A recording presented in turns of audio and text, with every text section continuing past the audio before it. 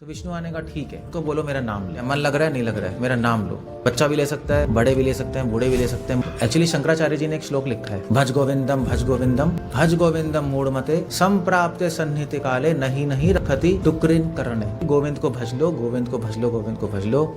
जब मृत्यु आएगी तो तुम्हारा ध्यान, तुम्हारी ज्ञान, तुम्हारी संस्कृत तुम्हें बचा नहीं पाएगी, क्योंकि उस दिन पड़े होगे बस मुंह से राम जरूर बोल सकते। सारे धर्मों में 10% सैलरी का देना मस्ट है। तो आपका सिखिज्म में भी तो है दसवांध, इस्लाम में 10%, क्रिश्चियनिटी में जो कैथोलिक्स है उसमें देना जरूरी है।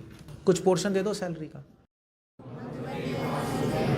ओम नमो भगवते वासुदेवाय। ओम नमो भगवते वासुदेवाय।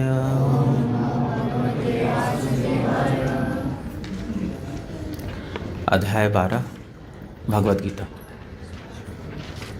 अब मेरे पीछे श्लोक रिपीट कर सकते हो, मैं इसका मीनिंग बताता जाऊंगा और एक्सप्लेन करता जाऊंगा। नहीं, अर्जुन उवाच एवं सततयुक्ता ये भक्तास्त्वां पर्युपासते ये चाप्यक्षरम् अव्यक्तम् तेषां के योगवित्तमः। अर्जुन ने क्वेश्चन पूछा, एक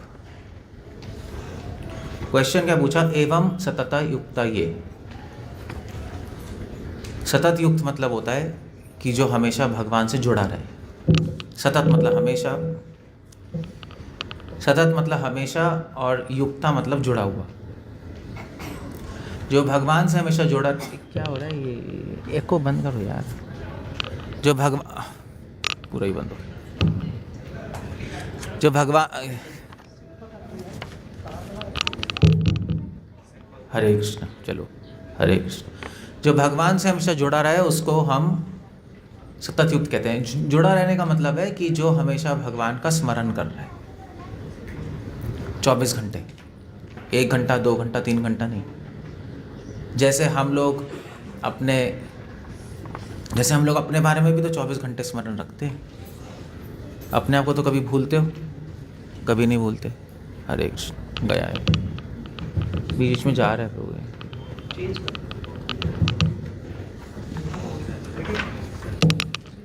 हरे कृष्ण हरे कृष्ण। ठीक है, आ गया ये। दूसरे माइक में लगा के देना।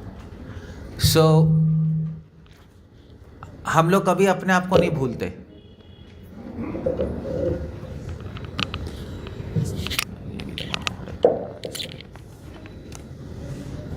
हरे कृष्ण हरे कृष्ण। ये लेते हैं।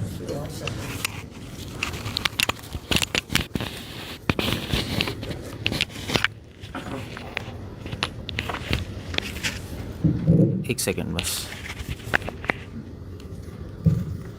हम लोग अपने आप को नहीं भूलते। कोई भूलता है अपने आप को कभी? बाई चांस भूल जाओ, आप कभी रोड पे जा रहे हो, ओ मैं कौन हूँ, कभी नहीं होता। उसी प्रकार एक डिवोटी कभी भी भगवान को नहीं भूलता, चाहे वो कुछ भी काम कर रहा हो। क्यों? क्योंकि वो भगवान से आसक्त है, भगवान से उसको प्रेम है, भगवान का स्मरण चल रहा है। एक भक्त को अपने आप से ज़्यादा भगवान से प्रेम होता है, इसलिए नहीं भूलता। एवं सतत युक्ता ये भक्तास्त्वां पर्युपासते। अर्जुन ने क्वेश्चन पूछा कि भगवान जो सदैव आपका स्मरण करते हैं, जो भक्त, त्वाम मतलब आपकी, पर्युपासते मतलब उपासना करना। उपासना, परिउपासना। उपासना मतलब आपकी वर्शिप। परिउपासना मतलब होता है कि हर तरीके से आपको खुश करने की कोशिश करता है। भक्ति मतलब भगवान को खुश करना। भक्ति मतलब भगवान खुश होंगे तो हम भी खुश होंगे, मगर हम खुश होंगे तो ज़रूरी नहीं है भगवान खुश हो। ये संसार अपने आप को खुशी तो कर रहे हैं लोग अपने आप को, मगर भगवान थोड़े ना ज़रूरी है उनसे खुश हैं, वो अपना जीवन जी लें।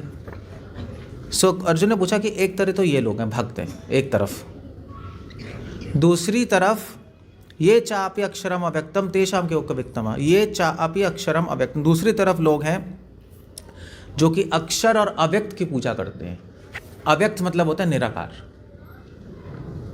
अक्षर मतलब होता है वो अखंड। अखंड सुना आपने शब्द अखंड निरंजनम। तो जो निराकार की पूजा करते हैं, एक तरफ वो लोग हैं, ये चा अपि अक्षरम, और चा मतलब और। तो एक तरफ है भक्त, एक तरफ है योगी ज्ञानी जो कि निराकार की उपासना करते हैं। दूसरी तरफ भक्त हैं जो सुंदर भगवान के रूप की, राम लक्ष्मण सीता की उपासना करते हैं। तो एक तरफ साकार, हम लोग साकार की उपासना करते हैं भगवान की, और दूसरी तरफ निराकार की उपासना। आपके पंजाब में निराकार तो बहुत ज़्यादा है ही, आपको पता ही है। अर्जुन ने पूछा तेषाम के योग वित्तमा, तेषाम उनमें से,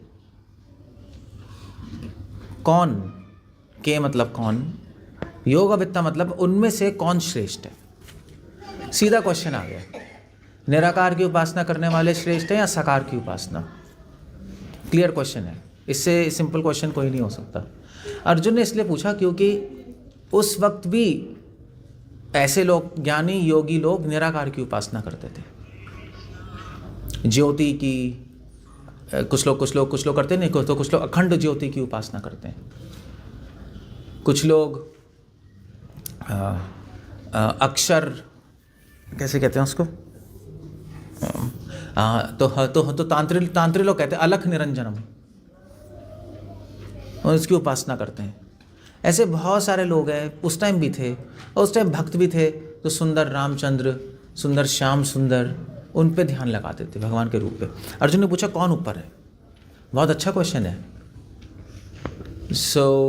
भगवान का क्या आंसर है हम देखते हैं। श्री भगवान उवाच, श्री भगवान उवाच मय्यावेश्य मनो ये माम नित्ययुक्ता उपासते श्रद्धया परयोपेतास ते मे युक्ततमा मतः। सीधा भगवान ने आंसर दिया, घुमाया फिराया नहीं, सीधा आंसर है। मैया आवेश्य मनो इमाम, मैया मतलब मुझ में, आवेश्य मतलब आवेश करता है, आवेश मुझ में जिसके मन का आवेश है, जिसका मन मुझ में लगा हुआ है। नित्य युक्त उपासते, और नित्य हमेशा मेरी उपासना करता है। श्रद्धया परयोपेतास, और श्रद्धा से, परयोपेतास श्रद्धा से मेरी सेवा करता है। ते में युक्त तमा मता, मेरे हिसाब से वो, ते मतलब वो, मैं मतलब मेरे हिसाब से, युक्त तमा वो सबसे बड़ा योगी। भगवान ने सीधा बता दिया, जो साकार की उपासना करता है, साकार की सेवा करता है, जो साकार भगवान के रूप में मन लगाता है, उनसे प्रेम करता है, वो निराकार की उपासना वालों से ऊपर है। इससे क्लियर तो होगा नहीं, कुछ भी नहीं। अब मीनिंग भी पढ़ के देख लो, इसका मीनिंग भी पढ़ के देख लो। जो व्यक्ति अपना मन मुझ में लगाकर मेरे साकार रूप की नित्य भक्ति करता है, दृढ़ श्रद्धा से युक्त होकर मेरी सेवा आराधना करता है, वह मेरे मत में सबसे श्रेष्ठ योगी है। देख लो आप। चैप्टर खत्म, कुछ चाहिए ही नहीं, आंसर मिल गया आपको, नॉट रिक्वायर्ड।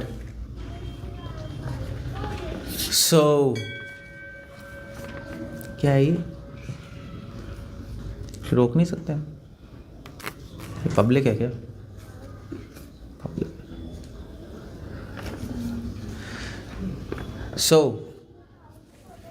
अगर आपसे कोई पूछे कि भाई निराकार की उपासना श्रेष्ठ है साकार की, तो क्या कहोगे। गीता के अकॉर्डिंग क्या है, साकार की। उसका प्रमाण क्या है, 12वां अध्याय का 2 श्लोक, ये रख लो अपने पास। पंजाब में तो बहुत कम आएगा, पंजाब में तो यही श्लोक काम आने वाला है। लकीली यही चैप्टर मिली इंटरेस्टिंग है। अब क्वेश्चन खत्म, चैप्टर खत्म नहीं हुआ। क्वेश्चन आता है कि साकार की उपासना श्रेष्ठ क्यों है, निराकार की क्यों श्रेष्ठ नहीं है। नेचुरली लॉजिकल क्वेश्चन है, नहीं कोई भी बुद्धिमान व्यक्ति पूछेगा, ऐसे क्यों मान ले हम, साकार की श्रेष्ठ क्यों है, निराकार की श्रेष्ठ क्यों नहीं है। दोनों ही ठीक है, गलत नहीं है, मगर श्रेष्ठ क्या है।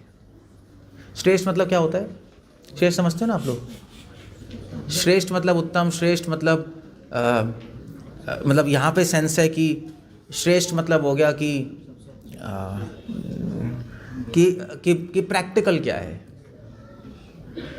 और इजी क्या है ना। इजी और प्रैक्टिकल ही श्रेष्ठ हो गया इस दुनिया में। प्लीज़ भाई साहब बैठ जाइए। प्लीज़ यहाँ पे ना बैठ जाइए प्लीज़, क्योंकि मैं भगवान की कथा में रुकावट हो रही है। हाँ बैठ जाइए प्लीज़। जगदानंद आपको कुछ किसी को अरेंज करना चाहिए था यहाँ पे ब्लॉक करके।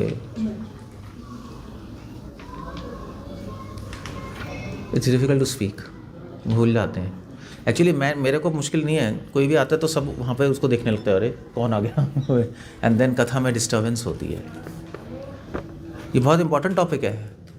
सो अब क्वेश्चन है कि निराकार की उपासना श्रेष्ठ क्यों नहीं है, सकार की श्रेष्ठ। श्रेष्ठ मतलब होता है इजी और प्रैक्टिकल। श्रेष्ठ मतलब बेटर। बेटर कैसे, मतलब कोई चीज़ आसान है और कोई चीज़ प्रैक्टिकल भी होनी चाहिए, नहीं तो वो श्रेष्ठ हो गई। That's all.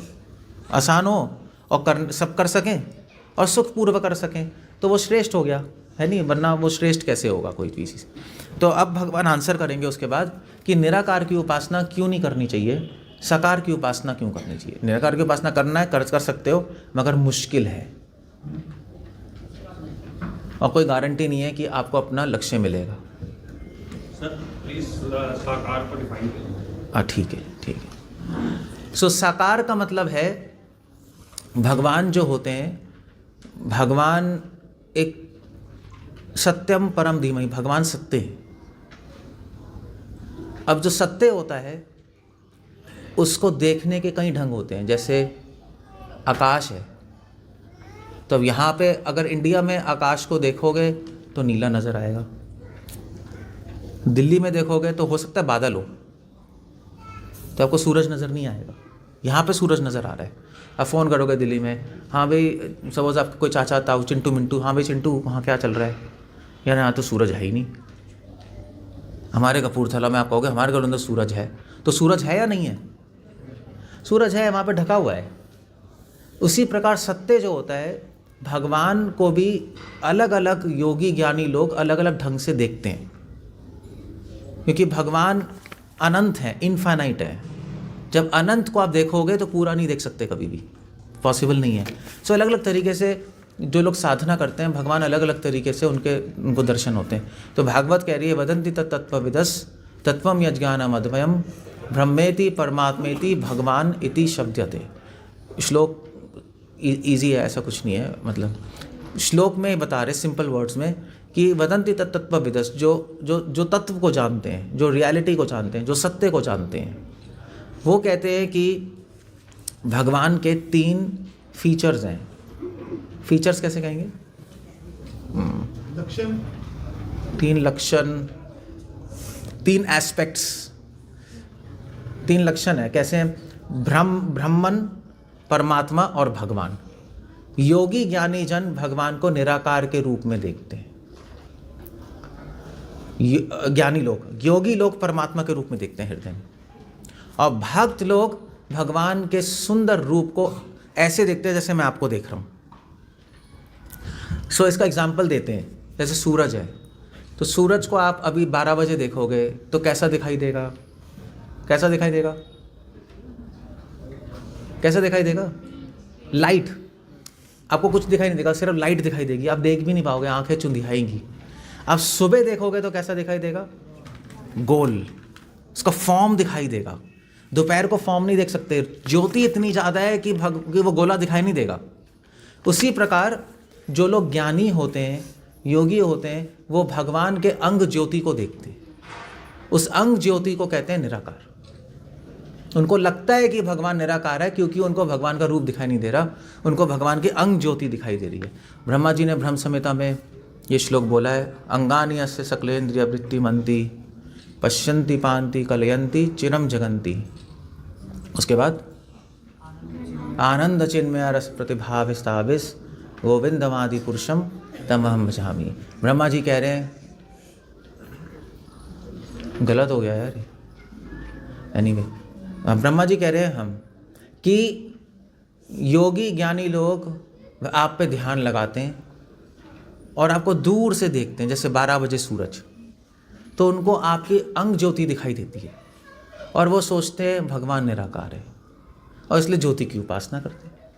मगर जो भक्त है वो प्रेमांजना छुरित भक्ति विलोचनेन, वो सुबह सुबह देखते हैं सूरज को, सुबह का सूरज, जब ज्योति बहुत कम होती है और भगवान का ज्योति के पीछे जो रूप है, रियल फॉर्म, वो दिखाई देता है। तो जो साकार की उपासना करने वाले हैं वो भगवान का रूप देख रहे हैं, जो निराकार की उपासना करने वाले हैं वो भगवान की अंग ज्योति को देख रहे हैं। इसलिए वो मिस्टेक हो जाता है कि उनका रूप नहीं है। मगर छांडोग्योपनिषद में लिखा है ज्योतिर्अभ्यंतरम श्याम सुंदरम। जिनको प्रेम है भगवान अपने आप को उनके सामने और प्रकट करते हैं, तो इसलिए उनका रूप दिखाई देता है। ये साकार और निराकार। तो साकार की हम उपासना करने वाले भगवान के रूप पे, भगवान के गुण पे, भगवान की सुंदरता पे ध्यान लगाते हैं। जैसे रामचंद्र हो गए। हमारी साधना क्या है? हम राम भगवान के रूप, गुण, लीलाओं पे, उनके खेलने पे, उनके हंसने पे, उनके चलने पे, उनके धनुष पे, उनका प्रेम सीता माँ से, उस पर ध्यान लगाते हैं। निराकार की उपासना वाले ये सब नहीं करते।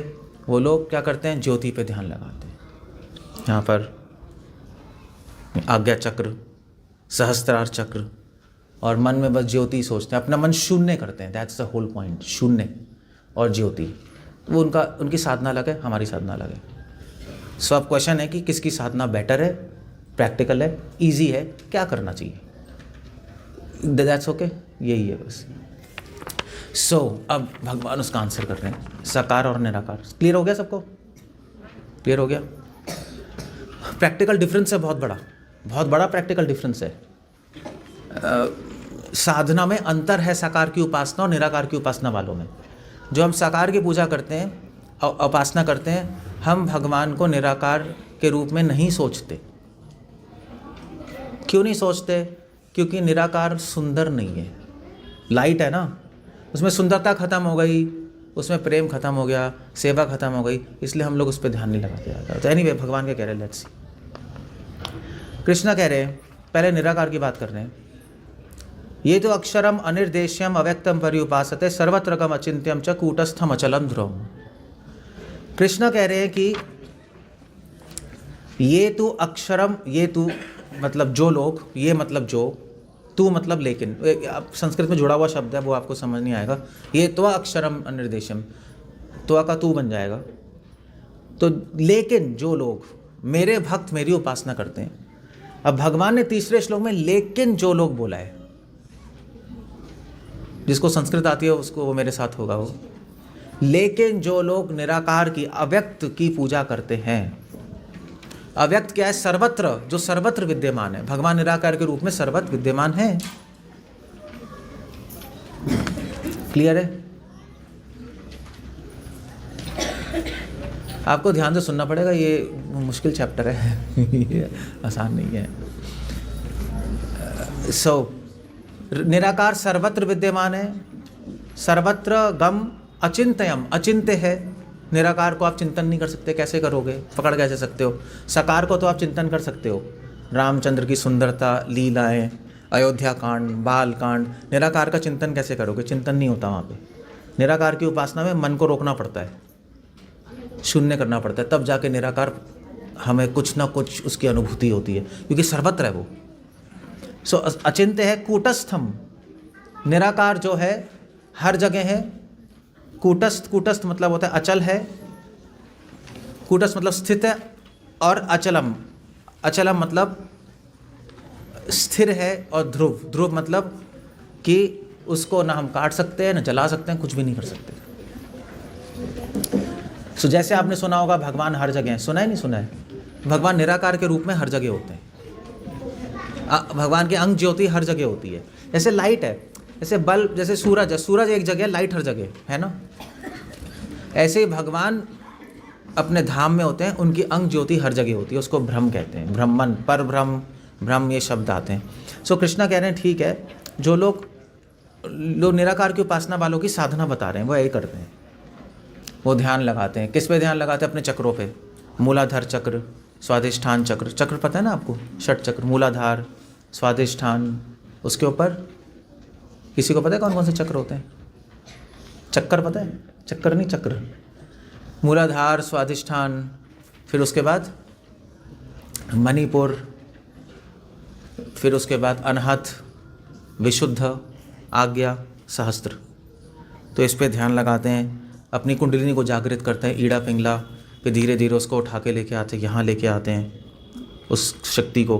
फिर यहाँ पे ध्यान लगा के अपना मन स्थिर कर देते हैं, स्थिर करते हैं, तब जाके कुछ निराकार की अनुभूति होती है आसपास। ये जनरल मेथड है। इसको करने के लिए फिर लोगों के पास बहुत सारी टेक्निक्स हैं। तो कुछ लोग निराकार उपासना वाले, कुछ लोग बीज मंत्र का यूज़ करते हैं। बीजा मंत्र होते हैं हर चक्र के, यम, रम, लम, कुछ लोग वो करते हैं इस्तेमाल। कुछ लोग ईड़ा पिंगला प्राणायाम यूज़ करते हैं। बहुत सारे तरीके हैं। मैं तो बहुत सारे करता रहता हूँ, योगियों से मिलता रहता हूँ। मुश्किल है।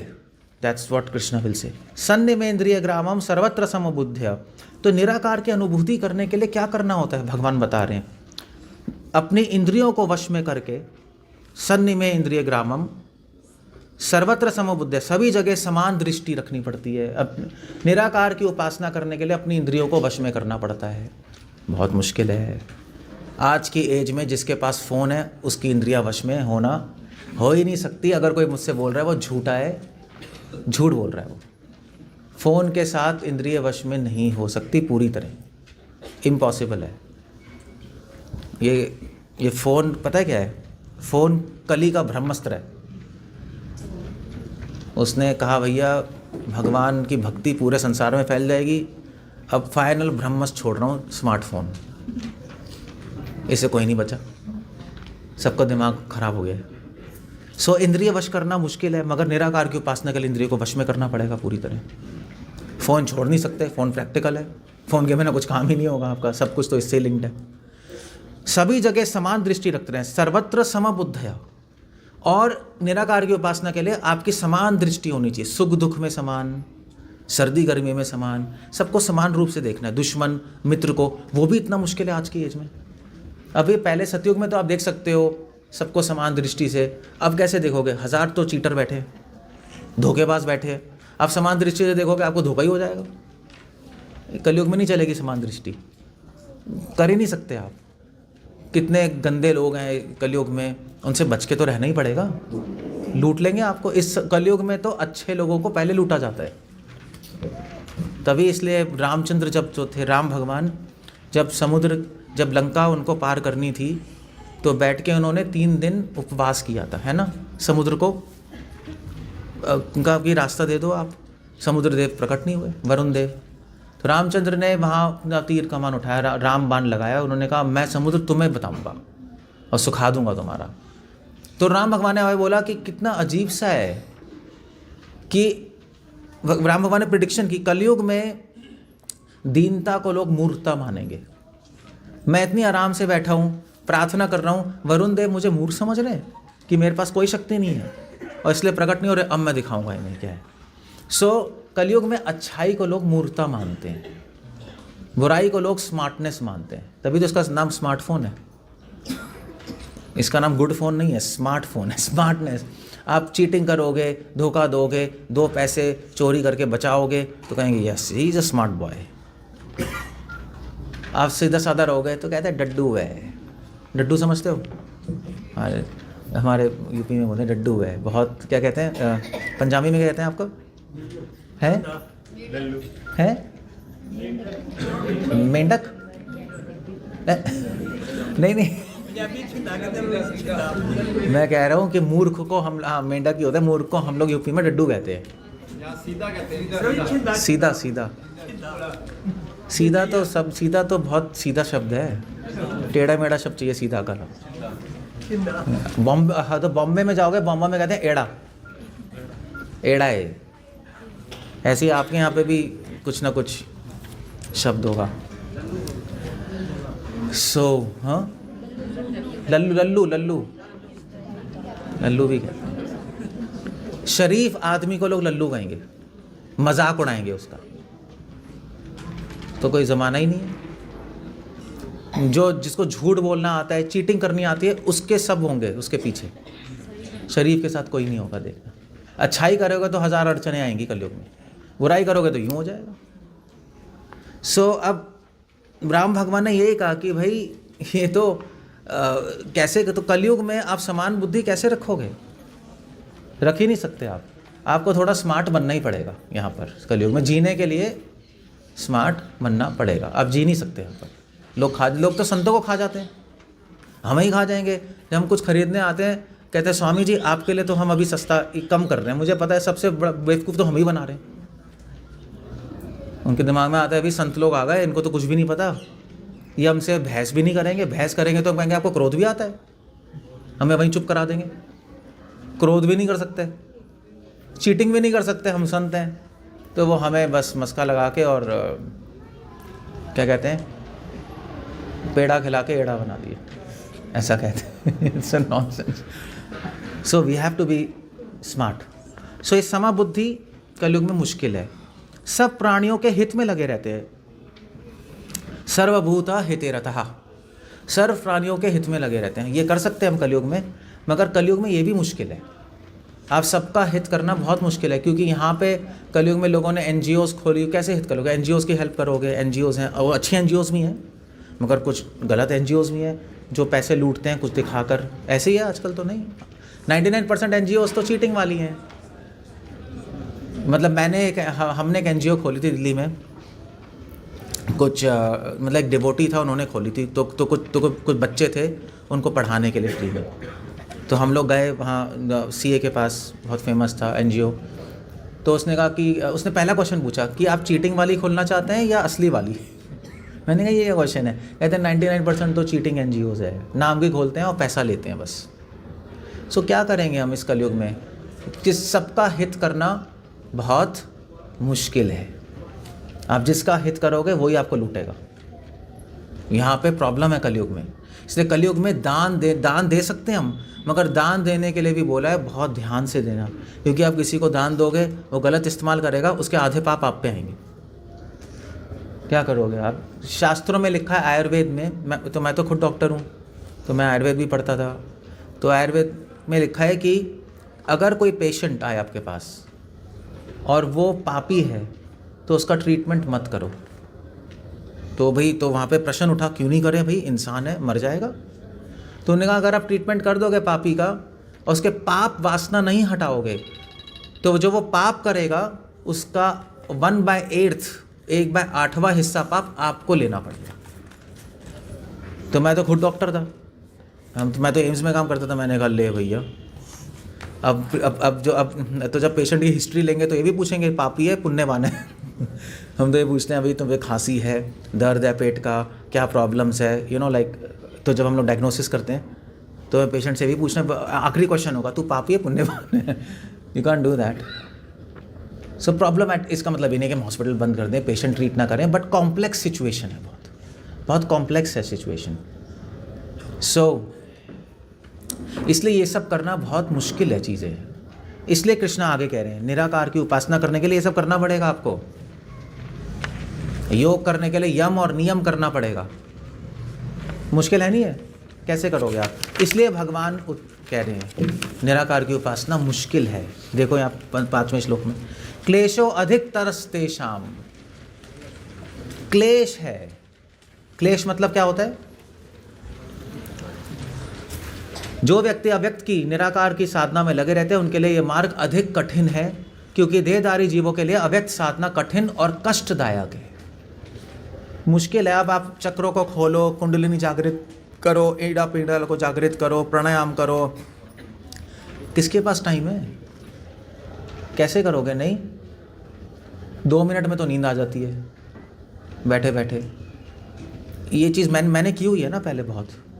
मतलब भक्ति में आने से पहले मैं इसी में था। भक्ति में आने से पहले मैं हरिद्वार चला गया था भाग के घर से। तो वहाँ पे मैं यही सब करता रहता था, 10-10 घंटे ध्यान लगाता रहता था। निराकार की उपासना, ईड़ा पिंगला जागृत करना, चक्रों को खोलना, प्राणायाम करना, 10-10 घंटे गंगा के किनारे बैठ के करते रहो। आसान नहीं है ये हर एक के लिए। कृष्णा कह रहे हैं क्लेश है नहीं है? क्लेश है। क्लेश इस सेंस में भी है कि मुश्किल है, इस सेंस में भी कि इम्प्रैक्टिकल है। प्रैक्टिकल नहीं है ये प्रोसेस। कैसे प्रैक्टिकल है? मैंने पहले ही बता दिया इंद्रियों को वश में करना इतना मुश्किल है, समान दृष्टि करना इतना मुश्किल है, जिएंगे या योग साधना करेंगे, क्या करेंगे? समाज में अगर आपको करना है निराकार की उपासना तो जंगल में जाना पड़ेगा। भी समाज को छोड़ो, बैठो आराम से एक जगह और फिर ध्यान लगाओ तो पॉसिबल है, कोई प्रॉब्लम नहीं है। काम करते करते बड़ा मुश्किल है। नहीं, हज़ार तो चीज़ें, सुबह से चीची पीपी शुरू हो जाती है, काम करने जाना है, काम करने वो भी हो करना है, भी पैसे भी कमाने, इट्स डिफ़िकल्ट। तो कृष्णा कह रहे हैं मुश्किल है। 6th वर्ष में भगवान क्या कह रहे हैं? ये तो सर्वाणी कर्माणि मयि संन्यस्य मत्परा अनन्येव योगेन माम ध्यायन्त उपासते। मगर जो लोग, तू मतलब क्या होता है लेकिन, अब भगवान कॉन्ट्रास्ट कर रहे हैं, निराकार की उपासना तो मुश्किल है, लेकिन जो लोग सर्वाणी कर्माणि, सारे कर्म, मयि मतलब मुझ पे, संन्यस्य मतलब छोड़ के, मत परा जो सारे कर्मों को छोड़ के मेरी शरण ले लेते हैं। सारे कर्म छोड़ने का मतलब ये नहीं कि जॉब छोड़ना, सारे कर्म छोड़ने का मतलब सारी आसक्तियाँ छोड़कर मेरी शरण ले लेते हैं, मेरा नाम लेते हैं, मेरे मंदिर में मेरे दर्शन करते हैं। नहीं, करो मंदिर अर्जुनादेशु, मंदिर में आके सेवा करते हैं, मेरी गीता पढ़ते हैं, मेरे गुणगान गाते हैं। जो लोग ऐसा करते हैं, अनन्य एवं योगेना, जो अनन्य तरीके से इस तरह योग में लगे रहते हैं, माम ध्यायन्तो उपासते, और ध्यान से और मेरे पे ध्यान लगाते हैं, मेरे नाम के द्वारा मेरे सुंदर रूप पे ध्यान लगाते हैं, इस तरह से उपासना करते हैं, उसका मैं क्या करता हूँ? 7th वर्ष, उनके लिए मैं मृत्यु के 7वां श्लोक, और मैंने पढ़ नहीं रहा आप लोगों के साथ, सॉरी। 7वां श्लोक क्या है? तेषाम अहम समुद्धरता, आप बोल सकते हो, मृत्यु संसार सागरात भवामि न चिरात पार्थ मय्या वेशित चेतसाम। ऐसे भक्तों के लिए मैं मृत्यु के इस संसार सागर से उद्धारक बन जाता हूँ। हे पार्थ, जिनका चित्त मुझ में एकाग्र होता है उन्हें मैं शीघ्र ही मुक्त कर देता हूँ। भगवान ने अपना कंक्लूजन दिया, तेषाम अहम समुद्धरता, बहुत इंपॉर्टेंट श्लोक है। उन लोगों को मैं स्वयं बचाता हूँ, जो मेरे रूप पे ध्यान, जो साकार की उपासना करते हैं, उनको मैं हेल्प करता हूँ पर्सनली, और मृत्यु सागर से बाहर निकाल लेता हूँ। भवामि न चिरात पार्था, चिरात मतलब होता है बहुत टाइम लगता है, न मतलब बहुत जल्दी। मय्या आवेशित चेतसाम, इसलिए अर्जुन अपने मन को मुझ में लगाओ, ये कंक्लूजन है।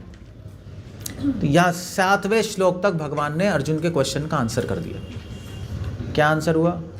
कि भक्ति इजी है, प्रैक्टिकल है, भक्त को कोई अपनी इंद्रिय वश में करने की ज़्यादा कोशिश नहीं करनी। आप भक्ति करो, इंद्रिय अपने वश में आएंगी।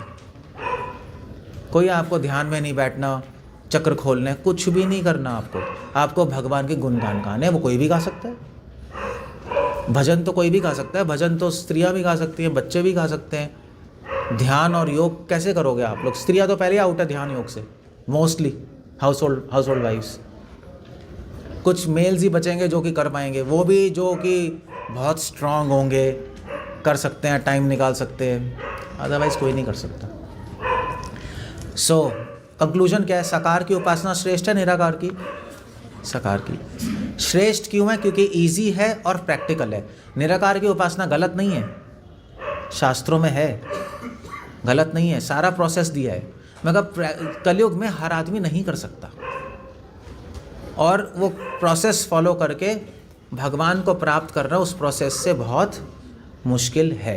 ये बहुत आसान है, राम राम कोई भी बोल सकता है, कृष्ण कृष्ण कोई भी बोल सकता है, और राम बोलेंगे तो राम का स्मरण आएगा, जैसे हनुमान जी कर रहे हैं। कृष्णा बोलेंगे तो कृष्ण का स्मरण आएगा। गोपियाँ कर रही हैं, गोपियाँ तो अपना घर साफ कर रही हैं, कुकिंग कर रही हैं, भगवान के नाम ले रही हैं, कीर्तन कर रही हैं, उन्होंने तो ऐसे ही भगवान को प्राप्त कर लिया। So that's how. ये इसलिए हम लोग भक्ति के रास्ते पे चलते हैं, भगवान के आदेश से, और भगवान के साकार रूप पे ध्यान लगाते हैं। ओके, अब क्वेश्चन ही आया, तो भगवान बता रहे हैं ठीक है, अब करना क्या है? साकार की उपासना करनी है, भक्ति करनी है, तो करें क्या अब हम? तो भगवान बता रहे हैं 8वें, 9वें, 10वें, 11वें श्लोक में, 4 श्लोक में करना क्या है। आप पूछोगे भगवान भक्ति करनी है, साकार की उपासना करनी है, तो करें क्या?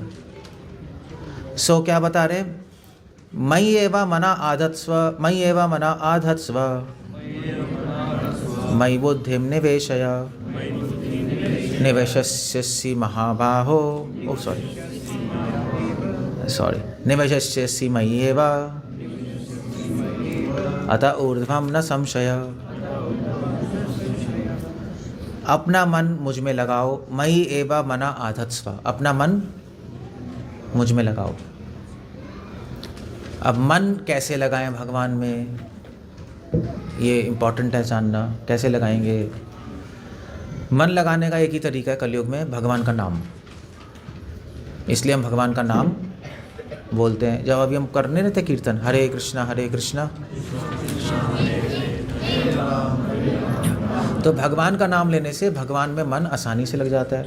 कभी लगेगा, कभी नहीं लगेगा। 24 घंटे तो लगेगा नहीं, आप मन लोगे, मगर कभी कभी लग जाएगा।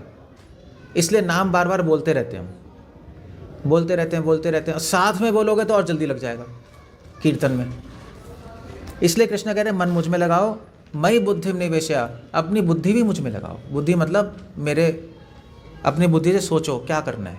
जैसे प्रोग्राम अरेंज किया यहाँ पर, बुद्धि से तो सोचा होगा, प्लानिंग की होगी ना, कुछ प्रोग्राम कहाँ होगा, कैसे होगा। Very nice. लोग अपनी बुद्धि पैसे लगाने में लगाते हैं, पूरी थोड़ी बहुत यहाँ भी लगाओ। भगवान का प्रचार कैसे करना है, भगवान के बारे में लोगों को बताना कैसे है। ये इंटेलिजेंस का यूज़ है। निवेशस्य मय्येव अतः ऊर्ध्वं न संशय। हमेशा निवशस्य मतलब हमेशा मेरे चरणों में अपनी आत्मा को रखो। अतः ऊर्ध्वं न संशय, इस तरह से बिना संशय के तुम ऊपर उठ जाओगे, मेरे पास आ जाओगे। तुम्हारा मन अपने आप वश में आ जाएगा, तुम्हारे अंदर सारे अपने आप गुण आ जाएंगे। ऊर्ध्वम मतलब सतोगुण, ऊर्ध्वम गच्छन्ति सत्वस्थ, ऊपर, ऊपर अच्छाई है, नीचे बुराई है। तो अपने आप में तुम्हें, मेरा नाम तुम्हें उठा देगा। तभी तो कहते हैं राम नाम से, तो राम नाम तो ऐसा है कि एक गधे को भी परमहंस बना दे। राम नाम से तो बड़े बड़े पापी लोग भी महात्मा बन गए। इतिहास तो हमने देखा ही है। भगवान कह रहे हैं बस ये करो तुम। मगर अब क्वेश्चन आता है कि भैया पूरे टाइम नाम लेना मुश्किल है, पूरे टाइम मन लगाना भी मुश्किल है। मन लगता कहाँ है? अगर आप माला करने बैठोगे मन भागेगा, देखना। कीर्तन में लग जाता है, फिर भी माला करोगे तो मन भागेगा। तो कैसे लगेगा मन? तो आप कहोगे भगवान हमारा तो मन लगता नहीं, इतना आसान है। एक्चुअली पता है, एक बार देवर्षि नारद भगवान के पास गए। ये नारद पंचरात्र में आता है। देवर्षि नारद ने बोला कि भगवान कलयुग के जो लोग हैं उनके लिए ध्यान व्यान करना बड़ा मुश्किल है, और ये सब बहुत मुश्किल है। चक्र कुंडलिनी और ये सब बहुत मुश्किल है। कलयुग के लोग कैसे करेंगे? सीधा तो बैठ नहीं सकते, पीठ में दर्द हो जाता है, घुटने घिस जाते हैं। पद्मासन में क्या बैठोगे आप? मुझे प्रैक्टिस ही नहीं है बचपन से, तो क्या करेंगे? नारद भगवान विष्णु ने कहा ठीक, कोई प्रॉब्लम नहीं है। तो ऐसा करो, कलयुग में जाके बोलो कि वो मेरी पूजा करें मंदिर में जाकर। नारद मुनि गए, सबको बोला भी पूजा करो मंदिर में जाकर। नारद मुनि फिर विष्णु के पास आए। उन्होंने कहा भगवान ये भी मुश्किल है कलयुग में, क्योंकि लोगों के घर ही इतने छोटे हैं, वहाँ पे मंदिर क्या बनाएंगे? एक अच्छा मंदिर बनना चाहिए, ऐसे इतना सुंदर मंदिर बनना चाहिए। लोगों के पास जगह ही नहीं है, और मंदिर बनाकर फिर उसके बाद डेली जाना टाइम ही नहीं है। आप दिल्ली में देखो, आप कपूरथले में भी मैं देख रहा था, मंदिर में मैं सामने खड़ा था, तो एक औरत है अपने बच्चे के साथ, जी वहाँ रोका, जी चले, कुछ नहीं, जूते भी नहीं, कुछ भी नहीं, जूते भी नहीं उतारे। दिल्ली में भी ऐसे ही करते हैं। नहीं, वो पार्क में घूम रहे होते हैं, पार्क में मंदिर होता है, पार्क में घूम रहे होते हैं, जॉगिंग करते हुए प्रणाम करके फिर जॉगिंग करने चला जाता है। टाइम नहीं है, क्या करेगा? उसको ऑफिस के लिए भागना है। तो नारद मुनि ने कहा भगवान मंदिर भी पॉसिबल नहीं है। मंदिर में फिर पूजा भी तो करनी पड़ेगी। 2 मिनट की पूजा वो पूजा नहीं होती, ओम जय जगदीश है, अरे वो अगर आपको अर्च विग्रह पूजा करनी है तो उसके लिए सिस्टम है। 5 बार पूजा होती है, भोग लगता है, वो सब कौन करेगा? कैसे होगा? वाइफ भी वर्किंग, हस्बैंड भी working, so it's not possible. आप चलो कपूरथला में तो फिर भी बड़े घर है। बॉम्बे में जाओ, बॉम्बे में तो एक कमरे में रहते हैं 5 लोग। पता है आप बॉम्बे गए कोई? बॉम्बे जाओ, अमीरा रोड, दादर, एक कमरे में 5-5 लोग रहते हैं। मैं तो रहा हूँ ना बॉम्बे में। क्या मंदिर बनाएंगे? बाथरूम करने की जगह नहीं है। आप कनाडा में चले जाओ, कनाडा तो जानते हो ना सब पंजाबी लोग, कनाडा में जाओ कैसे रहते हैं, एक गैरेज में रहते हैं 5-5 लोग, ड्राइवरी करते हैं, एक कमरे में रहते हैं। पोलैंड जाओ, यूरोप जाओ, सारे के सारे पंजाबी लोग वहाँ पे भी बड़े बड़े हैं। पोलैंड में रहते हैं, एक एक कमरे में 8-8 लोग रहते हैं। पैसे खर्च कैसे, पैसे नहीं खर्च करने तो क्या करेंगे, पॉसिबल नहीं है। तो नारद मुनि ने कहा भगवान ने भी पॉसिबल नहीं। भगवान ने कहा ठीक है चलो तुम जाओ, उनको बोलो कि सदैव मेरा स्मरण करें अपने मन में। नारद मुनि आए, नारद मुनि ने कहा सदैव स्मरण करो। फिर भगवान विष्णु के पास गए, भगवान विष्णु ने कहा भगवान ये भी पॉसिबल नहीं है, सदैव स्मरण क्या करें, मन ही इतना विचलित है कलयुग में, छोटी छोटी बात पे आदमी विचलित तो हो जाता है, छोटी छोटी बातें मन में रखी रहती हैं, 1000 इच्छाएं हैं, कैसे स्मरण होगा। तो विष्णु आने का ठीक है, एक काम करो, उनको बोलो मेरा नाम ले। ये तो कोई भी ले सकता है, चाहे मन लग रहा है नहीं लग रहा है, मेरा नाम लो।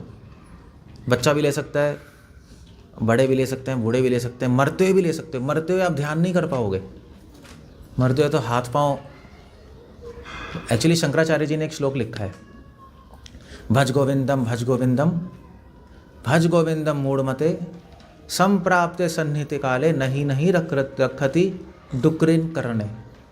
डुक्रिन करने संस्कृत का पाणिनि का एक सूत्र है। शंकराचार्य जी कह रहे हैं भाई गोविंद को भज लो, गोविंद को भज लो, गोविंद को भज लो। जब मृत्यु आएगी तो तुम्हारा ध्यान, तुम्हारी ज्ञान, तुम्हारी संस्कृत तुम्हें बचा नहीं पाएगी, कि उस दिन पड़े होगे, कुछ भी समझ नहीं आएगा, बस मुंह से राम ज़रूर बोल सकते हो मरते मरते भी। सो भगवान ने कहा मेरा नाम ले। नारद ने कहा ठीक है, वेरी गुड न्यूज़, मैं कलयुग में सबको बोलूँगा नाम ले और सब आपके भक्त बन जाएंगे। भगवान ने कहा नहीं नहीं ऐसा नहीं होगा तुम सबको बोलना मगर बहुत कम भक्त बनेंगे, ये समझ लेना, क्योंकि मैंने इतना आसान बना दिया फिर भी लोग नहीं करेंगे। सो इससे आसान क्या है बताओ, नाम लेने से आसान कुछ है? सिर्फ होंठ हिलाने और कुछ नहीं करना, राम। और जीभ होनी चाहिए, जीभ की भी ज़रूरत नहीं है, जीभ होनी चाहिए, रा बोलने के लिए जीभ तो होनी चाहिए। बस जीभ है, जिसके पास होठ है वो राम बोल सकता है। इसलिए हम लोग जो साकार के उपासक है, सारे साकार के उपासक, सारे ट्रेडिशन में, श्री वैष्णव, मध्वा, निम्बार्क, गौड़िया वैष्णव, हम लोग, या कोई भी थीस्टिक रिलीजन, इस्लाम, साकार नहीं है वहाँ पे उपासना, मगर निराकार भी नहीं है। वो लोग भगवान को निराकार नहीं मानते, अल्लाह को साकार ही मानते, मगर वो कहते हैं कि उनकी मूर्ति नहीं बना सकते, बस इतना है। या क्रिश्चियनिटी, सो उसमें सब में भगवान के नाम की उपासना है। इस्लाम में 99 नेम्स बोलते हैं, क्रिश्चियनिटी में जिहोवा बोलते हैं, जो भी है, या 72 नेम्स ऑफ गॉड हैं हिब्रू में। हमारे यहाँ हरे कृष्णा मंत्र है। वल्लभ संप्रदाय में श्री कृष्णा शरणम ममा सुना है, वो बोलते हैं। मध्वा संप्रदाय में आप जाओ, वहाँ पे ओम नमो भगवते वासुदेवाय बोलते हैं। निम्बार्क संप्रदाय में जाओ, वहाँ पे बोलते हैं राधे श्याम श्याम श्याम राधे राधे, सुना है, उसका कीर्तन करते हैं। सब जगह नाम की उपासना। और क्या, श्री वैष्णव में जाओ, ओम नमो नारायणाय नमः, वो ये लोग जप करते हैं, हम लोग ऐसे जप करते हैं। सो बहुत सिंपल बना। इसलिए कृष्णा 9वें अध्याय में क्या बोल रहे हैं, अब देखो 9वें श्लोक में यही बोल रहे हैं, अथ चित्तम समाधातुम न शक्नोषि मयि स्थिरम अभ्यास योगेन ततो माम इच्छाप्तुम धनंजय। हे धनंजय, यदि तुम अपना चित्त मुझ में स्थिर नहीं कर सकते, न शक्नोषि, शक्नोषि मतलब नहीं कर सकते, तो अभ्यास योग के द्वारा मेरी प्राप्ति की इच्छा करो, प्रैक्टिस करो। ऑप्शन दे दिया, मन नहीं लग रहा, कोई प्रॉब्लम नहीं, अभ्यास करो। क्या अभ्यास करें? नाम लो, माला पे, अपने मन में भी नाम ले सकते हो, और माला पे लो, माला पे एक डिसिप्लिन बनेगा।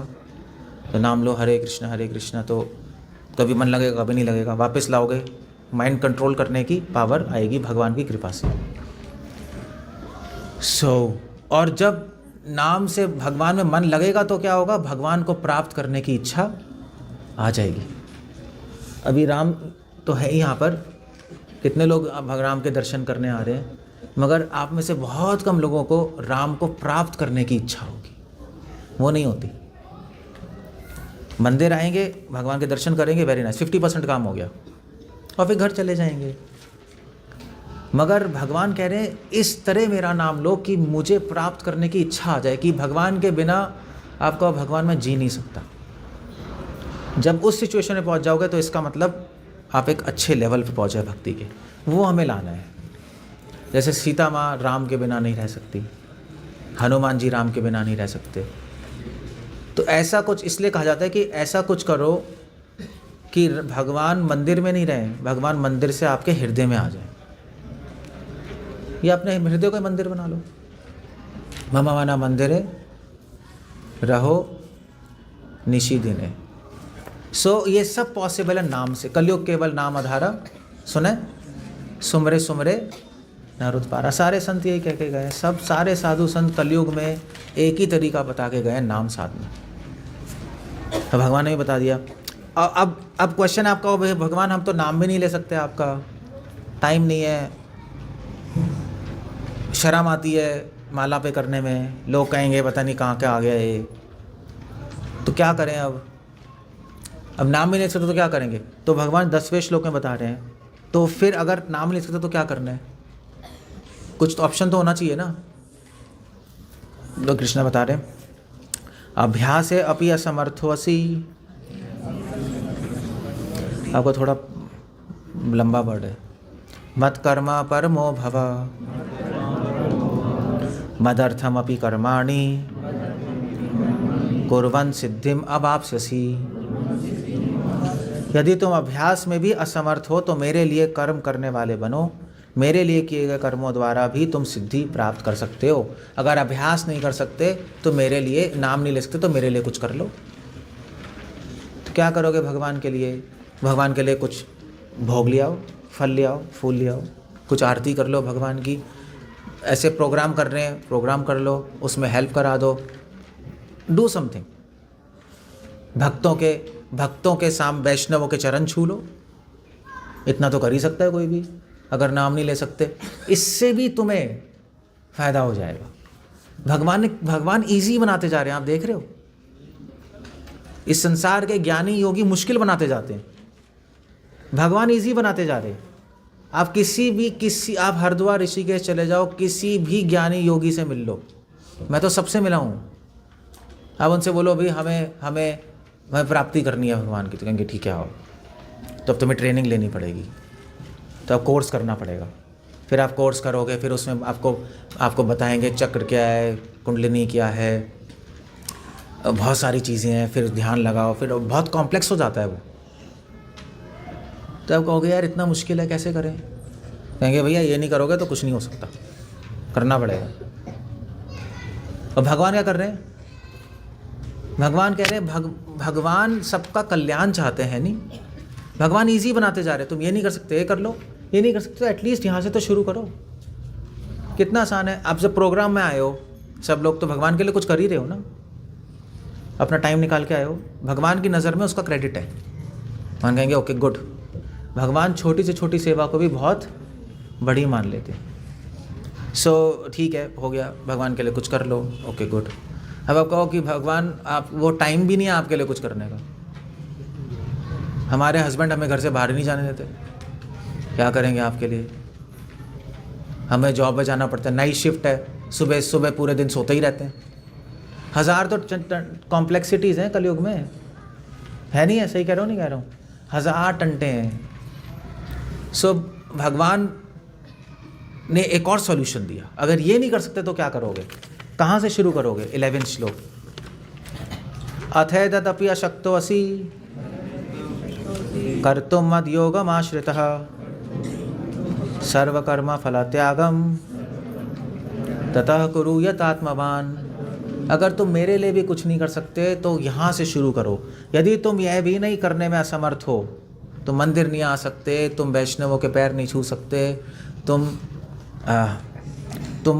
भक्तों को दान नहीं कर सकते, कुछ भी मेरे लिए भोग कुछ भी नहीं कर सकते, तो मुझ में योग लगाकर सभी कर्मों के फल का त्याग करो और आत्म संयम का पालन करो।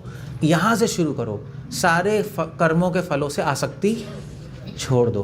कहने का मतलब जो भी आपके जॉब से पैसे आ रहे हैं उसका थोड़ा पोर्शन भगवान की सेवा में लगाओ। इतना तो कर सकते हो, इतना तो कोई भी कर सकता है।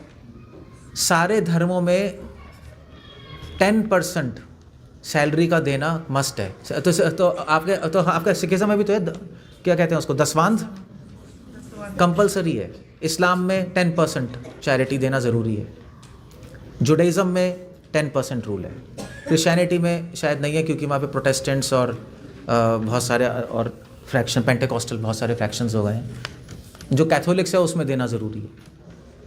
तो भगवान कह रहे हैं आप दो, कुछ पोर्शन दे दो सैलरी का। क्या हो गया है? अच्छा, ओ ठीक है। जाना है क्या सबको? जाना है? क्यों जाना है? अभी तो मैं कह रहा था यहीं रहना है सबको, घर नहीं जाना, भगवान के पास ही रहना है। घर जाओगे तो भूल जाओगे। ख़त्म कर देता हूँ, वो तो कोई नहीं, चले जाओ आप लोग। बट मुझे यहीं पे ख़त्म करना था, इसके आगे नहीं बढ़ रहा मैं। सो क्या करना है? सो बेस्ट, अगर आप कुछ नहीं कर सकते, अपने जो फल है उसका पोर्शन भगवान को दे दो, इतना सब कर सकते हैं। और आत्म संयम का पालन करो, अपने लाइफ में डिसिप्लिन फॉलो करो। एटलीस्ट इतना तो कर सकते हो, जल्दी उठ सकते हो, एक पर्टिकुलर डिसिप्लिन में आ सकते हो, टाइम पे खाओ, टाइम पे सो, और एटलीस्ट एक वक्त भगवान का कुछ पूजा कर लो, जैसे लोग करते हैं सुबह उठ के, वहाँ से शुरू कर लो। शुरू कर सकते हो, धीरे धीरे ऊपर बढ़ जाओ। That's all. भगवान ने कितने अच्छे ऑप्शन दिए हैं। सो अगर हम ये ऑप्शंस, भगवान चाहते हैं सब लोग उनके पास आए, इसलिए भगवान ने साकार की उपासना, भक्ति योग को बहुत आसान बना दिया। सो अगर हम ये करेंगे, भगवान के एडवाइस फॉलो करेंगे, धीरे धीरे धीरे धीरे हम आगे बढ़ जाएंगे और भगवान को प्राप्त कर लेंगे, बस और कुछ नहीं है। इसलिए हमारे अब इस्कॉन में हम लोग क्या बोलते हैं? हम बोलते हैं, कोई भी पहले आदमी आता है तो हम बोलते हैं देखो हरे कृष्णा मंत्र का जप करो, कोई भी कर सकता है। गीता पढ़ो, जितना समझ सकते हो, कोई प्रॉब्लम नहीं है, नहीं समझ आ तो पूछ लो, बस ये करना है। इससे धीरे धीरे भगवान गाइड करेंगे और हम धीरे धीरे भगवान को प्राप्त कर जाएंगे। सो यहाँ पे मैं इसके आगे नहीं जा रहा, क्योंकि इसके आगे आप पढ़ लेना। इसके आगे भक्तों के गुण बताए हैं भगवान ने, जो ये करेगा ऐसे उसमें अच्छे गुण आएंगे। कौन कौन से गुण आएंगे आप पढ़ लेना। 13 to 20 श्लोक, 13, 14, 15, 16, 17, 18, 19, 20, 8 श्लोकों में भगवान ने बताया उसकी लाइफ चेंज होगी। अगर सही में नाम लोगे तो आपका जीवन चेंज होगा। अगर आप नाम सही से नहीं ले रहे तो आपके जीवन में कोई बदलाव नहीं आएगा। तो फिर आपको देखना पड़ेगा मैं कुछ गलत कर रहा हूँ या कर रही हूँ। जैसे कई लोग कहते हैं यार तुम तो नाम बहुत लेते हो, मगर क्रोध तो वही का वही है, गुस्सा तो वही करते रहते हो। नाम बहुत लेते हो और वही के वही गंदी आदतें वही पड़ी हैं, फिर तो गड़बड़ है, फिर कुछ, फिर आप ठीक से नहीं ले रहे। सो ये इसलिए भगवान ने अपने भक्तों के यहाँ पे गुण बताए हैं, अच्छे गुण। सो कंक्लूजन जो है 12 चैप्टर का ये है कि भक्ति आसान है और सब कोई कर सकता है, मगर शुरुआत आपको करनी है। शुरुआत आपको करनी है, शुरुआत भगवान नहीं करेंगे। एक बार बैठे रहो आप लोग। शुरुआत भगवान नहीं करेंगे, आपको करनी है। आपको टाइम निकालना है भगवान के लिए। भगवान के पास तो पूरा टाइम है आपके लिए, हमें निकालना है। भगवान को इंसान की ज़रूरत नहीं होती, इंसान को भगवान की ज़रूरत होती है। सो अगर आप एक कदम नहीं बढ़ाओगे तो भगवान 10 कदम नहीं बढ़ाएंगे। और इतना आसान है करना। आपको सुबह या तो माला पे कर लो या उंगली पे कर लो। वॉकिंग के लिए तो आजकल सब जाते हैं, वॉकिंग के बजाओ भगवान का नाम लेते रहो। इतने सारे हम कपूरथला में, पूडा में कहीं कहीं बूढ़े लोग आते हैं पार्क में वॉकिंग करने, मुझसे मिलते हैं, कहते हैं स्वामी जी आप क्या कर रहे हैं? तो मैं बोलता हूँ जो मैं कर रहा हूँ तुम भी कर लो। कहते क्या करना है? कहते तो अभी ऐसे ही घूम रहे हो तुम, माइंड में कुछ नहीं, या गप्पे मार रहे हो। घूमते घूमते अपनी उंगलियों पे जप कर लो, एक हरे कृष्णा कृष्ण कृष्ण हरे हरे, फिर ऐसे करते रहो अपना। क्या प्रॉब्लम है? 3-4 बस, आपका टाइम भी हो जाएगा, जब भी हो जाएगा, वॉकिंग भी हो गई, हेल्थ भी अच्छी हो गई। और क्या करना है? अगर माला पे कर तो माला पे कर लो। अगर शर्म आती है माला दिखाना तो कोई प्रॉब्लम नहीं है, हमें तो कोई शर्म नहीं आती। हमें तो लगता है जो माला नहीं कर रहा उसको शर्म आनी चाहिए। हमारा गिनती जरूरी है, हाँ, गिनती जरूरी है। गिनती ऐसी कोई ज़रूरी नहीं है, मगर फिर भी गिनती करने से क्या डिसिप्लिन रहता है और एक प्रोग्रेस पता लगती है। कई बार ऐसा होता है मन माला में ही अटका रहता है कि मेरा ये काउंटिंग में कई बार होता है। मेरा मेरा पार हो जाए भगवान का तो नाम। हाँ, कई बार होता है ऐसा, कई बार होता है, मगर ये है ना कि प्रैक्टिस से फिर ये हेल्प करती है। प्रैक्टिस हो जाए तो माला से हेल्प होती है। मन में लेते हैं तो कभी लेंगे कभी नहीं लेंगे, कितना ले रहे हैं पता नहीं लगता। जैसे जैसे हम ड्राइविंग करते हैं, शुरू में ड्राइविंग में क्लच दबाएं, एक्सीलेटर दबाएं, मन वहीं रहता है, समझ नहीं आता। प्रैक्टिस से फिर वो ऑटोमेटिक होता है। तो ऐसी जब प्रैक्टिस करते हैं तो माला हेल्प करती है। इसलिए माला की तो स्तुति है ऋग्वेद में, सब देवी देवताओं के पास माला है। सो माला से एक तो प्रैक्टिस रहती है, एक कंटिन्यूटी रहती है, माइंड लगता है। क्योंकि जब माला हम यहाँ पे रखते हैं, मन का यहाँ पे रखते हैं ना हम लोग, मन का यहाँ पे, जैसे ये याद करवाती है कि आपने नाम जपना। बस ये भी बात है। हाँ, तो ये बस सही कह रहे हो।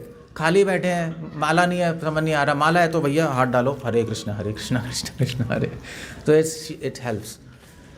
सो माला कर लो, माला नहीं है तो काउंटर रख लो, जो भी है। सांख्या पूर्वक नाम गान अनति भी, सांख्या पूर्वक नाम करने में शक्ति है। So that's what you have to do, बस और कुछ नहीं करना। महाराज एक तरफ तो कहा गया है कि भगवान के हुक्म के बगैर पता नहीं चल सकता, तो हम कर्म कैसे अपने आप कर सकते हैं? भगवान के इच्छा के बिना पता नहीं लग सकता, बिल्कुल बात सही है। मगर ये बात है कि इंसान ज़रूर भगवान के बिना हिलता है। पत्ता नहीं हिलता, हवा नहीं हिलती, सूरज नहीं हिलता, चंद्रमा नहीं हिलते, इंसान ज़रूर गड़बड़ करता है। तभी प्रॉब्लम इंसान के साथ ही है, ये प्रॉब्लम हमारे साथ है। तो हम इंसानों को भगवान ने एक गिफ्ट दिया है, उस गिफ्ट को हमने, उस ब्लेसिंग को हमने अपने लिए शाप बना लिया। भगवान ने ब्लेसिंग दी थी, मैं तुम्हें बुद्धि देता हूँ, तुम सोच सकते हो मेरे पास आना है नहीं आना है, अच्छा बुरा। अब तुम्हारी चॉइस पे डिपेंड करेगा तुम्हारी डेस्टिनी, तुम्हारा भाग्य। बाकी किसी को नहीं दिया, बाकी सब भगवान की मर्ज़ी से चलते हैं। अब हम अगर भगवान के इच्छा से के अकॉर्डिंग चलेंगे तो हमें बेनिफिट है, सारा सृष्टि हमारी मदद करेगी। अगर उनके एंटी चलेंगे तो फिर हमारा हार्म होगा।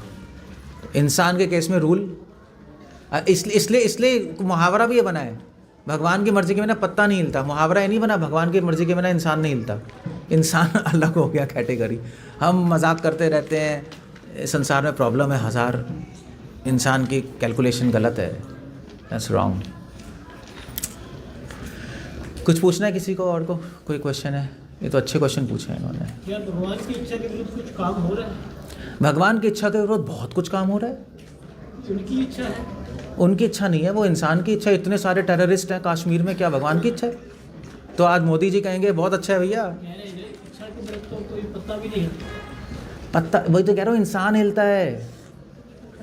अगर आज मोदी जी क्या बोलेंगे, कश्मीर में जो अटैक हो रहा है राम की इच्छा है, चाइना आओ अटैक करो। हाँ, बाद में कहना मेरी इच्छा से ही सब कुछ हो रहा है। भगवान, अब इसमें पॉइंट है, आपको बताता हूँ। पॉइंट ये है कि भगवान हमारी इच्छाएं देखते हैं और हमें प्रेरित कर देते हैं उसमें। इसलिए कोई भी काम में दो जने इन्वॉल्व हैं। गीता में लिखा है, अधिष्ठानम तथा कर्ता कर्णम च पृथक विदम विविदेश च पृथक चेष्टा दैवम पंचमम उच्यते। जब भी हम कुछ काम करते हैं, एक तो हम हैं, एक परमात्मा है। अब क्या होता है कि जो हम सोचते हैं परमात्मा देखते हैं, साक्षी हैं। परमात्मा कहते हैं तुम ये करना चाहते हो, इसको करने की शक्ति, करने की बुद्धि मैं देता हूँ, तथास्तु। तो अब उस काम में भगवान भी इन्वॉल्व है। अगर भगवान की इच्छा नहीं होगी, अगर हम इच्छा करेंगे हम हाथ उठाएं, भगवान की इच्छा नहीं होगी हाथ नहीं उठेगा, पैरालिसिस हो जाएगी, लकवा मार जाएगा।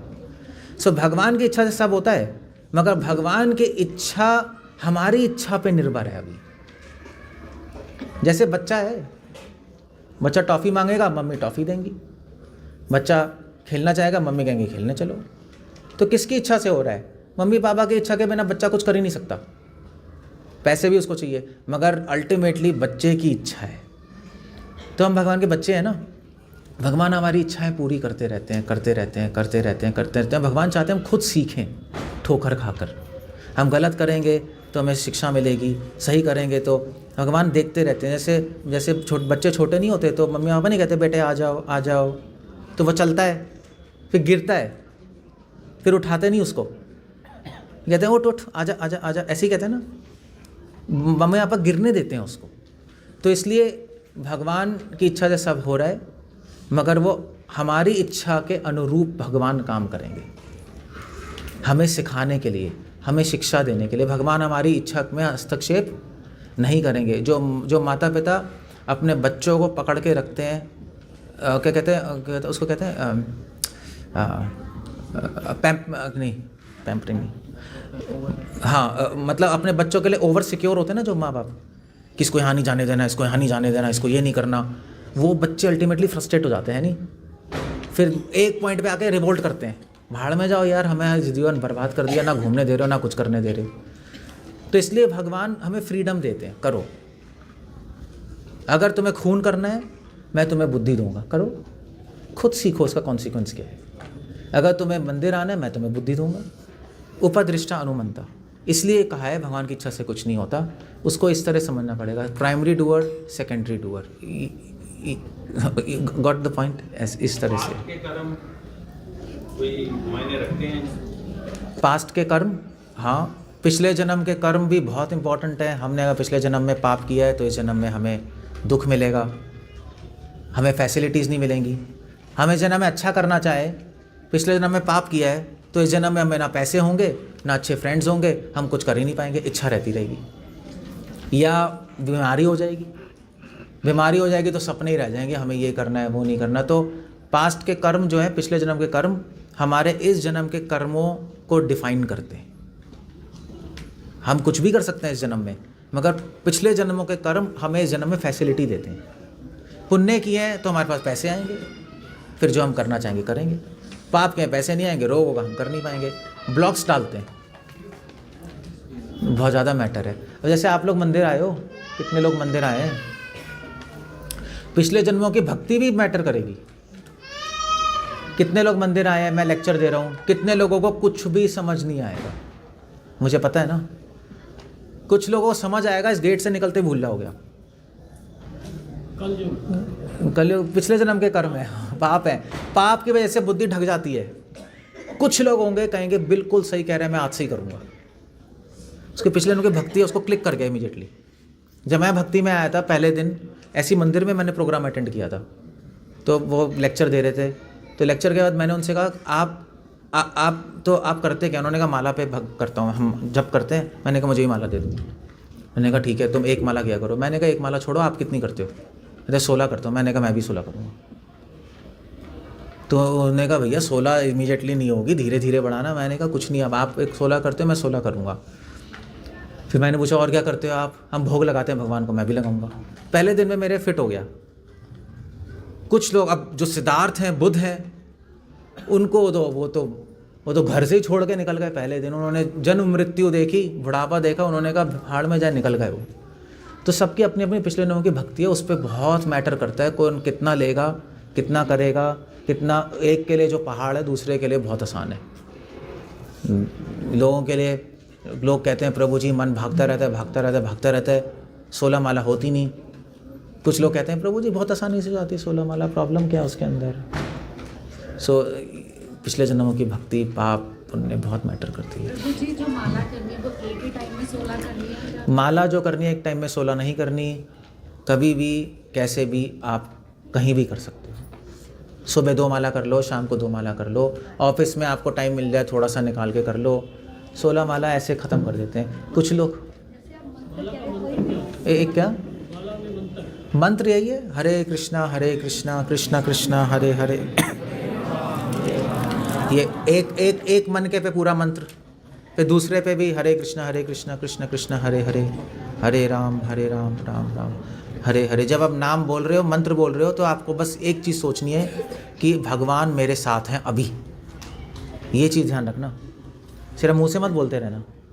मुंह से नाम बोलो, हृदय में सोचो कि अभी कृष्णा मेरे साथ हैं नाम के रूप में, तब वो काम करेगा। गुरु मंत्र और महामंत्र में डिफरेंस? एक सेकंड, क्या कह रहे? जैसे हम मंत्र कोई भी बोल सकते हैं, जैसे मान लो माता रानी को मानते हैं, जय माता की, या मंत्र कोई भी बोल सकते हो, बट उससे पहले आपको ये सोचना है कि भगवान कौन है। अगर आप इसी में कंफ्यूज्ड हो तो कुछ काम नहीं करेगा। तो भारत में तो आप माता रानी के बोलोगे, कोई शिव जी का बोलेगा, कोई कुछ बोलेगा, कोई चामुंडा देवी बोलेगा, कोई काली देवी बोलेगा, कोई अपने कुल देवताओं का बोलेगा। मंत्र तो बहुत सारे हैं, मगर चक्कर ये कि उस मंत्र से क्या चाहते हो आप, और भगवान कौन है ये क्लियर होना चाहिए। अगर भगवान कौन है क्लियर नहीं होगा तो कोई भी मंत्र काम नहीं करता, क्योंकि आपको यही नहीं पता आप किसका नाम ले रहे हो, क्यों ले रहे हो, और वहाँ पे कि कौन देवता है, कौन देवी है, कौन भगवान है। जब तक वो क्लियर नहीं है तब तक कुछ काम नहीं। इसलिए ज्ञान की ज़रूरत होती है। कृष्णा भगवान है, राम भगवान है, नहीं क्या बाकी देवी देवता तो नहीं नाराज हो जाएंगे? नाराज? अरे अब मान लीजिए नहीं, मान लीजिए सपोज आप राम का नाम लो तो मैं नाराज़ होऊंगा? मैं होऊंगा नाराज़?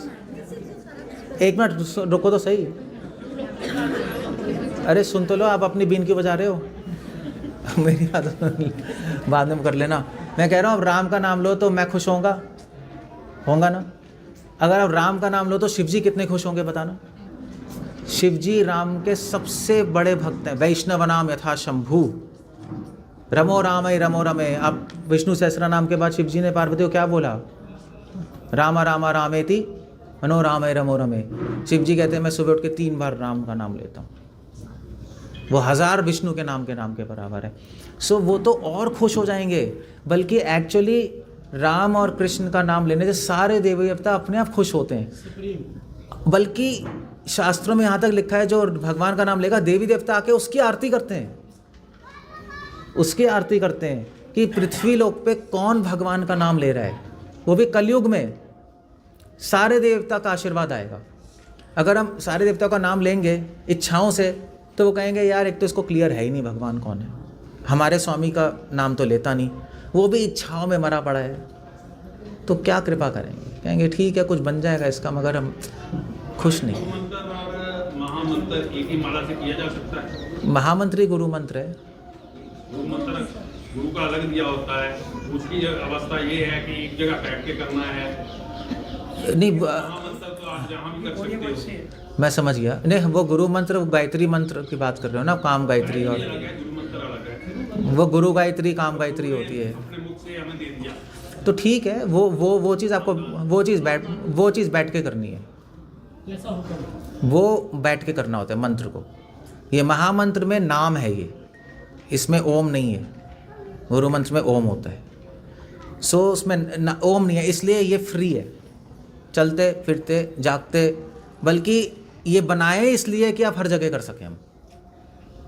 हमारे तो मतलब गाड़ी चलाते भी कर सकते हो, बाथरूम में नहाते नहाते भी कर सकते हो। ओम का मंत्र नहीं कर सकते नहाते नहाते, उसके लिए शुद्ध अवस्था चाहिए, शुद्ध स्थान चाहिए। वो तो पर्टिकुलर टाइम के लिए, कुछ टाइम के लिए किया जाता है बस। नाम फिर हम 24 घंटे लेते हैं, ऐसे होता है। That's how it goes. एक जैसे बोलते कि मैंने कहीं पढ़ा था कि ओम ही सब कुछ है। ओम ही सब कुछ है। तो मतलब कि आप डिफाइन करोगे कि ओम है? ओम ओतम प्रोतम इति ओम, भागवत कह रही है ओम है। ओम का मतलब है कि भगवान जो हर कण कण में ओत प्रोत हैं उनको ओम कहते हैं, इसलिए नाम है ओम उनका। अब ओम को जप करने के लिए भगवत गीता में भी लिखा है, सारे मंत्रों में मैं ओम हाँ जी भागवत की बात कर रही हूँ, मैं कुछ भी लिखा क्या है, कैसे ओमकार, हाँ यस प्रणव सर्व वेदेषु। ठीक है, सब लोग कहेंगे हाँ ठीक है ओम का चैंटिंग करेंगे, मगर ओम की चैंटिंग के लिए बहुत ज़्यादा नियम है। ओम की चैंटिंग के लिए आपको आसन चाहिए, कुशाघास, उस पर बैठोगे आप, सीधा बैठना पड़ेगा, अपना माइंड आपका प्योर होना चाहिए, फिर उसके बाद ओम बोल सकते हो आप। वो प्रैक्टिकल नहीं है। और ओम को बोलने के लिए आपको ट्रेनिंग चाहिए, क्योंकि आप ट्रेन नहीं हो तो ओम का गलत इफेक्ट आएगा। जैन शास्त्रों में लिखा है ओम कितनी देर तक बोलना है। ऐसे आप ओम ऐसे भी तो बोल, ऐसे लोग प्राणायाम में नहीं बोलते, प्राणायाम में बोलते ना ओम, जैसे रामदेव बाबा सिखाते नहीं है, सांस लो फिर छोड़ते बोलो ओम, है सुना है? तो उस प्राणायाम को बोलते हैं उद्गीत प्राणायाम। वो तो ठीक है, वो तो आप प्राणायाम कर रहे हो। मगर अगर ओम साधना की तरह कर रहे हो भगवान को प्राप्त करने के लिए, तो कितनी देर बोलना है? जितना टाइम आपको घुटने पे हाथ फेरने में लगाना है उतनी टाइम ओम होना चाहिए। और उसमें भी ओम में अ, उ और म है, 3 शब्द हैं, एक नहीं है। अ और म है। वो कैसे बोलना है? जब अ बोलोगे तो मूलाधार चक्र पे ध्यान होगा, जब उ बोलोगे तो मणिपुर पे, जब म बोलोगे तो आज्ञा चक्र पे। अब कैसे करोगे? अब ट्रेंड ही नहीं हो, ऐसे थोड़ा ना चलेगा ओम ओम ओम ओम, कुछ नहीं होगा। ये वेदों का प्रोसेस है। सो इसके लिए प्रॉपर ट्रेनिंग चाहिए। और ओम बोलने से पहले आपको अंगन्यास, करन्यास, आत्मशुद्धि, भूत शुद्धि, न्यास शुद्धि। आप कहोगे भैया क्या हो रहा है तभी तो ये प्रोसेस है, बट मुश्किल है। And you need training. Training के बाद संस्कृत आनी चाहिए। संस्कृत नहीं आएगी तो आप कैसे करोगे? आप प्रिपरेटरी मंत्र है। जैसे भागवतम है तो जरूरी होता है कि उसके संस्कृत के श्लोक पढ़ने। एक मिनट। इसीलिए कलयुग में ओम को, ओम शास्त्रों में लिखा है अकारेण उच्यते कृष्ण। अ मतलब कृष्ण, उकारेण ऊर्जा राधा, और म मतलब भक्ति। इसलिए भगवान ने अपना नाम दे दिया जिसमें ओम है ऑलरेडी, और उनके नाम में कोई रूल नहीं है, इजी बना दिया।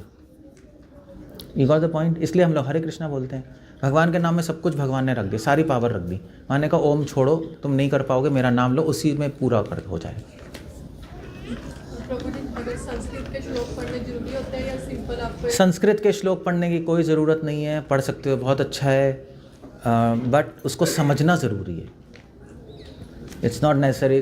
मतलब मैं मान लीजिए बोलूँ, मैं मान लीजिए आपको बोलूँ कि त्वम मूढ़ अस्ति, समझ में आए नहीं आ रहा ना? इसका मतलब पता है क्या है? आप मूर्ख हो।